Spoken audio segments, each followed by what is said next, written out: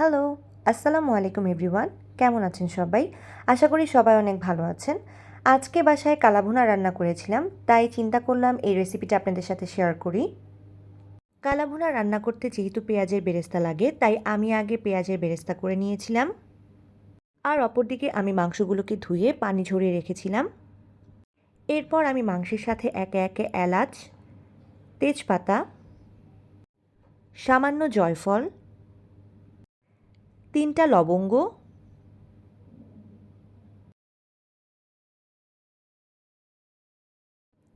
দারচিনি, আদা রসুন বাটা, এরপর অ্যাড করেছিলাম মরিচের গুঁড়ো। মরিচের গুঁড়ো আপনারা আপনাদের স্বাদ মতো ব্যবহার করবেন। দিয়েছিলাম হলুদ গুঁড়ো, ধনিয়া গুঁড়ো, জিরা গুঁড়ো, দিয়েছিলাম স্বাদ মতো লবণ। এরপর অ্যাড করেছিলাম বাড়িতে তৈরি করা মাংসের মশলা।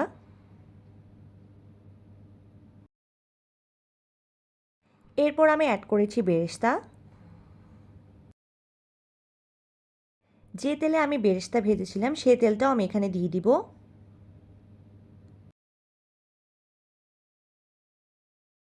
এরপর দিয়ে দিব সরিষার তেল।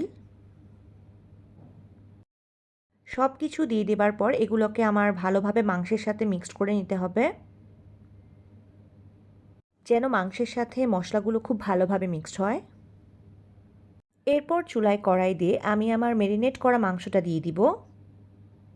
আমি প্রায় আধা ঘন্টার মতো মাংস ম্যারিনেট করে রেখেছিলাম।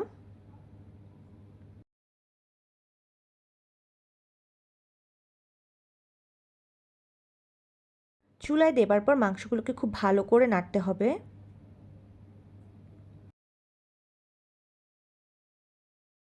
এরপর আমি 15-20 মিনিটের জন্য ঢাকা দিয়ে দিয়েছিলাম।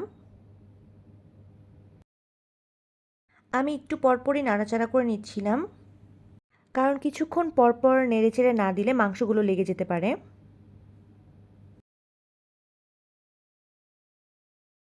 এই পর্যায়ে মাংসগুলো খুব ভালোভাবে কষানো হয়ে গেছে এবং সেদ্ধও হয়ে গিয়েছে।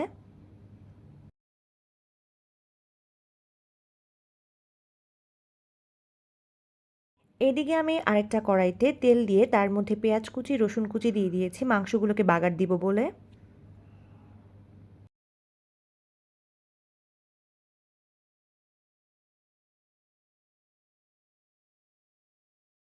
এরপর এর মধ্যে আমি শুকনো মরিচ অ্যাড করে নিয়েছি।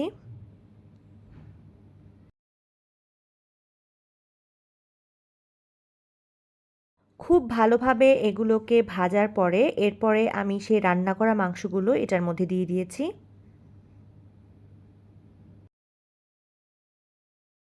এরপর আবারও সব কিছু ভালোভাবে মিক্স করে নিব।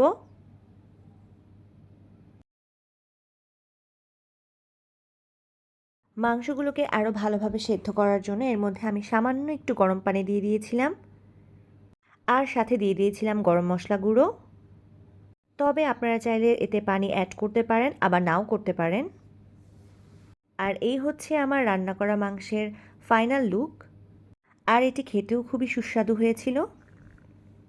আপনারাও একবার বাসায় ট্রাই করে দেখতে পারেন। আর আজকে এই পর্যন্তই। সবাই ভালো থাকবেন। আল্লাহ হাফেজ।